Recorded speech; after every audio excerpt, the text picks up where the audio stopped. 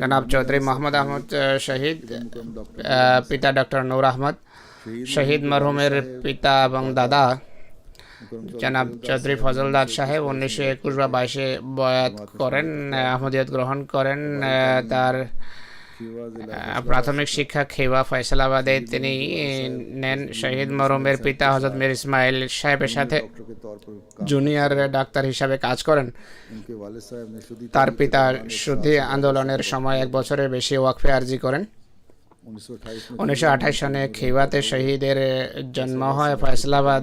ফয়সালাবাদে matric পর্যন্ত পড়েন। ম্যাট্রিকের পর এয়ারফোর্সে যোগ দেন। তিনি বিমান বাহিনীতে যোগ দেন। 2 বছরের প্রশিক্ষণের পর ওয়ারেন্ট অফিসার হিসাবে কাজ করেন। চাকরিকালে 65 এবং 71-এর যুদ্ধে অংশ নেন। 65 এবং 71-এর যুদ্ধকালে একবার যখন প্লেনের বোম লোডার নষ্ট হয়ে যায়, তিনি সাথীদেরকে মনোবল যোগান। কাঁধে নিয়েই বোম লোড করতেন তিনি। আজকে এই নামধারী দেশের প্রতি নামধারী সহানুভূতিশীল আহমদীদেরকে দোষারোপ করে যে আহমদীরা পাকিস্তানের প্রতি কোনো সহানুভূতি রাখে না, আর অথচ তারা যারা দেশের জন্য ত্যাগ স্বীকার করেছেন এবং সবসময় প্রস্তুত ত্যাগ ছিলেন। সরকারের পক্ষ থেকে বিভিন্ন বিদেশ সফরও করেছেন। 1971-এ তিনি অবসর নেন। অবসর গ্রহণের পর সিভিল ডিফেন্সের বোম ডিসপোজাল স্কোয়াডে প্রধান হিসাবে কাজ করেন। শাহাদাতের সময় বয়স 85 বছর ছিল। আল্লাহ তাআলার ফজলে মসজিদ ছিলেন। মডেল টাউন মসজিদে শাহাদাত বরণ করেন। সেখানেই জুমা পড়তেন। প্রায় বৃহস্পতিবারে তিনি প্রস্তুতি নিতেন। জুমার প্রস্তুতি বৃহস্পতিবারে নেওয়া আরম্ভ করতেন। কাপড় ইস্ত্রি করে ঝুলিয়ে দিতেন। 12টার সময় মসজিদ চলে যেতেন। হলে বাম দিকে চেয়ারে তিনি প্রায় সময় বসতেন। ঘটনার দিন এক যুবক তাকে দ্বিতীয় এবং তৃতীয় সারির মাঝে রক্তে সিক্ত দেখেন। তিনি এক যুবককে ডেকে বলেন যে আমার গায়ে বুলেট লেগেছে, আমার পেটে কাপড় বেঁধে দেয়। এরপর তিনি অন্যান্য আহতদের পানি পান করানোর নির্দেশ দেন। নিজে আহত ছিলেন। যুবককে বলেন যে আহতদের পানি খাওয়া, একই সাথে অন্যান্য বন্ধুদের আত্মরক্ষার পদ্ধতি শিখান, কেননা তিনি এই বিভাগেরই প্রধান ছিলেন। তার একটা বুলেট তার লিভারেও লেগেছে। আহত অবস্থায় জেনা হাসপাতালে নিয়ে যাওয়া, যেখানে রাত 8টার দিকে শাহাদত বরণ করেন। শহীদের পরিবারের এক মহিলা ঘটনার 2 দিন পূর্বে স্বপ্নে দেখেন যে লাহোরে গোলাগুলি হচ্ছে। অধিকাংশ আহমদী পাকিস্তানে এবং বহির্বিশ্বে এই ধরনের স্বপ্ন দেখেছেন, যা এই ঘটনার দিকে ইঙ্গিত করে। কারোর প্রতি কোনো হিংসা রাখতেন না, বিদ্বেষ রাখতেন না। স্বাস্থ্য ভালো ছিল। বাচ্চাদের সাথে ভালোবাসা সম্পর্ক রাখতেন। বাজামাত নামাজ, কোরআন তেলাওয়াত, হাডুডু এবং ফুটবলের ভালো খেলোয়াড় ছিলেন। খেলাফতের প্রতি গভীর ভালোবাসা ছিল। তার সম্পর্কে তার মেয়ে লিখেছেন, এক প্রত্যক্ষদর্শীর বরাতে লিখেছেন যে আব্বাজি হলে চেয়ারে বসেছিলেন যখন মুরব্বী সাহেব খুতবা দিচ্ছিলেন। খুতবা আরম্ভ হয়, বাইরে থেকে বুলেটের আওয়াজ আসে এবং কিছুক্ষণ পর পর আওয়াজ আসতে থাকে। মুরব্বী সাহেব মানুষকে দরুদ শরীফ পড়ার নির্দেশ দেন এবং বলেন যে খুতবা জারি থাকবে। তিনি বলেন যে আমার পিতার সাথে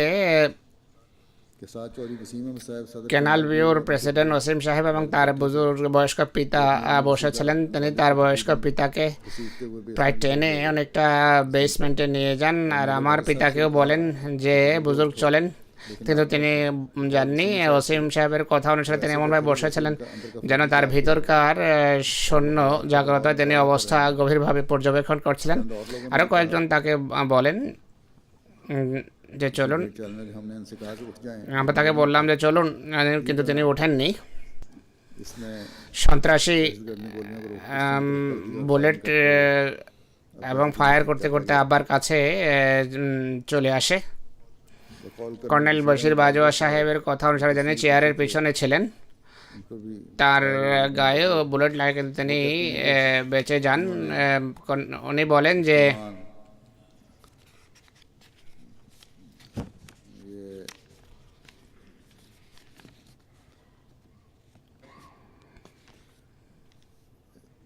जख्मी हो चुके थे। তিনি আহত ছিলেন, ক্ষতবিক্ষত ছিলেন। फिर समझा कि সন্ত্রাসী ভেবেছে যে আমি মারা গেছি।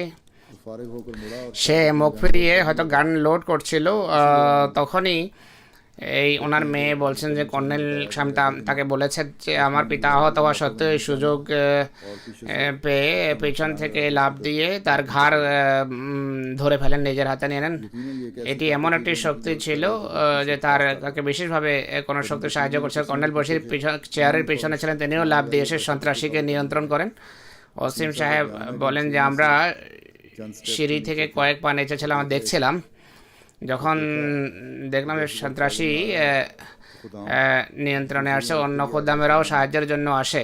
और इस हद এই হাতাহাতির সময় इस दौरान তার গায়ে গুলি লেগেছে, কিন্তু এর পূর্বেও আসলে বুলেট লেগেছিল। पहली से भी पार हुई, दूसरी बार এক হাতের তালুতে, বাহুতে, কলাইতে এবং পেটেও একদিকে লাগে।